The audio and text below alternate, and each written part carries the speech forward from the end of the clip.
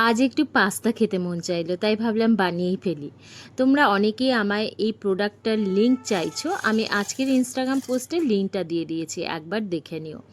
আর এখন আসি রেসিপির কথায়। পাস্তা তো অনেকভাবেই বানানো যায়, কিন্তু আমার মনে হয় রঙিন সবজিতে ভরপুর একটা ক্রিমি পাস্তা খেতে কার খারাপ লাগে বলো? তবে এই ক্রিমি পাস্তার আসল জাদু কিন্তু হোয়াইট সসে। তো সবজিগুলো আমি কিউবস করে কেটে নিয়েছি, পেঁয়াজ আর সব রকম বেল পেপারই ইউজ করেছি। এর মধ্যে পাস্তাগুলো সেদ্ধ হয়ে গেছে। এখানে আমি হালকা তেল দিয়ে সব সবজিগুলো ভেজে নিলাম।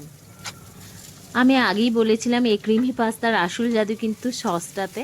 হোয়াইট সস বানাতে প্রথমে বাটারে হালকা রসুন কুচি দিয়ে ভাজতে হবে, তারপর ময়দা দিয়ে ভালো করে নাড়তে হবে, ঠিক যতক্ষণ না একটা সুন্দর গন্ধ বেরোচ্ছে।